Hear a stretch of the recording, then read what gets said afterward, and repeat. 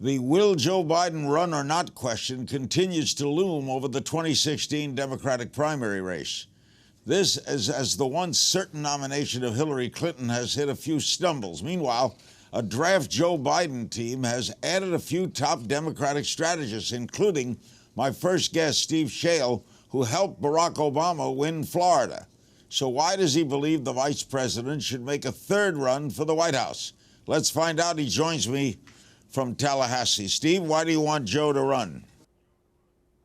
Larry, first of all, I think Joe Biden represents the kind of people we want in public office. Here's a guy who's been in public office for 45 years. He's never really lost track of who he was. He's the same kind of working class guy he was when he was elected to the Senate at 29 years old. His life story of one of tragedy and recovery is one that I think a lot of Americans can relate to.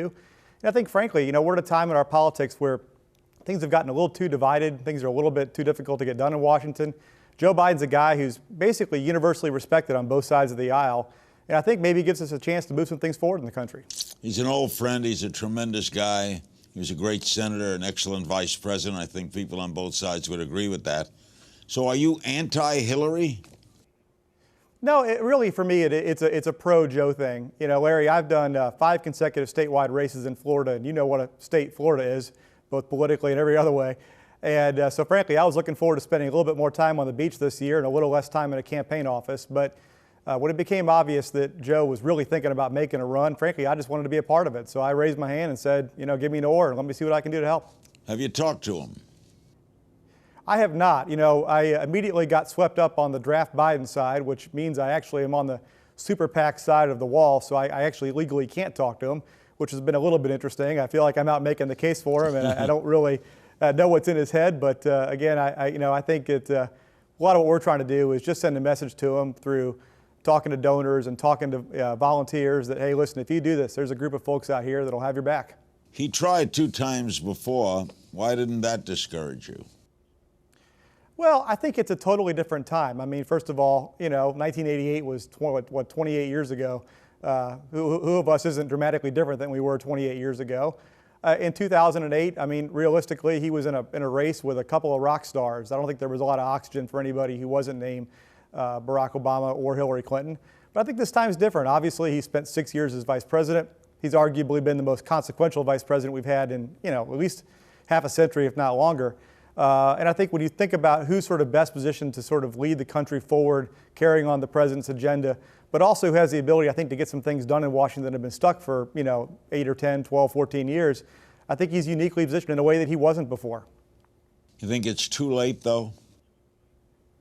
No, I mean, because here's the thing. I mean, it would be too late for a guy like me, obviously, but for a guy like Joe Biden, who's essentially got 100% name ID, he's been building a network of friends around the country for 20, 30 years now.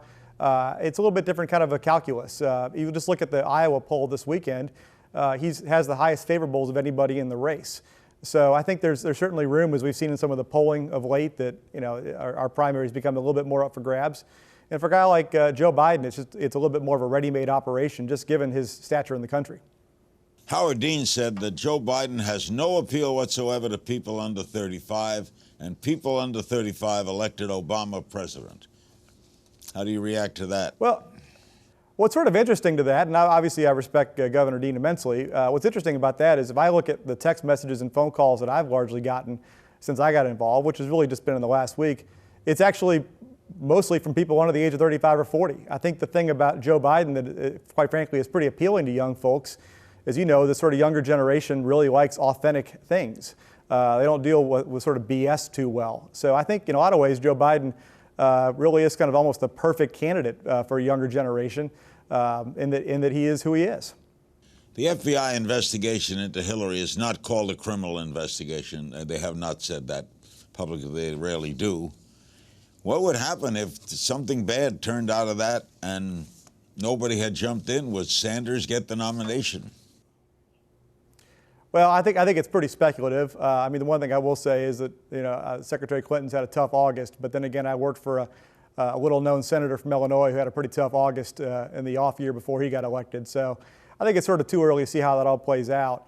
Frankly, my interest in seeing Joe Biden run is really sort of it is not related to any concerns I've got about Secretary Clinton at this point. I just spoke with Donald Trump. We were talking about a lot of things, reminiscing. And Donald has a pretty good sense of humor. He said if this were England, he'd call for an election in a month. Yeah, That's sure pretty he would. fun. That's pretty funny. What do you think of that candidacy? You know, I think like a lot of people, Larry, I completely underestimated it. I figured, you know, give him a month or so, he'd go out and have a good time. He'd say some crazy things, and he'd kind of get run off the stage. But clearly, I was wrong, like a lot of people. You know, obviously he's a great showman. He's a great businessman. I worry immensely that some of his ideas are actually taking root. Frankly, I've worried for some time that, you know, on the right, through talk radio and some of the other entities, that they're, you know, that we've sort of created a space for a guy like him to grow. You know, and I worry that I worry it's becoming more than a show. I don't think that our country can handle the ideas he wants to bring to the White House. What would his strength be in your state? Donald Trump? Yeah. Well, I think what's interesting about Florida is, you know, Florida itself is not really a state. It's sort of a mishmash of 6 or 7 places you can call a state. So as a result, you know, you end up with political figures who do well here tend to often sometimes be more cult of personality than they are sort of political figures. You know, frankly, Jeb Bush is a good example. I mean, he was not a guy that came up through the typical political ranks. So it's a place where, you know, name ID and celebrity actually plays a little bit. So I think that would probably be the strength that he had. The downsides for him is it's a very different state than it was when you were here. We are now almost 50% made up with ethnic minorities. Almost a quarter of our population is made up of Hispanics now. And I just think, given some of the things he said of late, it would be pretty hard going for him if he was actually the nominee. Yet he runs ahead of Bush and Rubio in Florida, in polling. I think I think that speaks more to the Republican primary at this point. And, you know, I think, frankly, one of the things that concerns me on a more global basis about our politics is, you know, our nominees for not only president, but the Senate and Congress on down are picked by such a small fraction of partisans these days who are becoming so darn extreme. No. I think that's speaks more to the people that are voting in Republican primaries than it does to sort of the state overall. If Joe does or doesn't run, let's say he doesn't run, will you get involved in the race for whoever the Democratic nominee is? Yeah, absolutely. I'm a Democrat, and again, I have nothing but respect for Secretary Clinton and President Clinton. And you know, if she, you know, even if Joe gets in the race and she ends up being the nominee, you know, I'm happy to do my part. For me, this really is. I just think that you know, Joe Biden represents in a lot of ways, I hate to say, sort of a dying breed of politician. And I think we all talk about wanting more guys like him in public office, and I'm just trying to do my part. All right, what does your gut tell you? Do you think he'll get in? You know, I mean, my gut says that, Larry, I want to be careful I don't make news on your show. I'd be up front and saying I don't know any more than you do. In fact, you may know more than I do, quite frankly. My gut says that he wouldn't have let it go this far unless he was very serious. I do think that the emotional stuff he talked about on the Democratic National Committee call last week is real. But I think that, you know, you don't entertain this far without being pretty serious about wanting to get in. If he gets in, would Obama get involved in the primary? You know, I really don't know. For me to sort of speculate, I would really just be guessing. So wouldn't you guess he would stay out of it? You know, again, I'm afraid to even sort of go there. I think however I answer that's not going to end up well for me. So okay. I'll pair it with Josh Earnest, my friend, who's the press secretary, who I actually knew back in his days in Florida. You know that obviously this administration couldn't do what it's done without the vice president, and I'll leave it at that. Steve, thank you so much. Hey, I really enjoyed it. And by the way, I had a good conversation with our friend Bob Graham last night, who sends his best. Oh, he's a terrific guy. Give him my best. Hope we come back soon.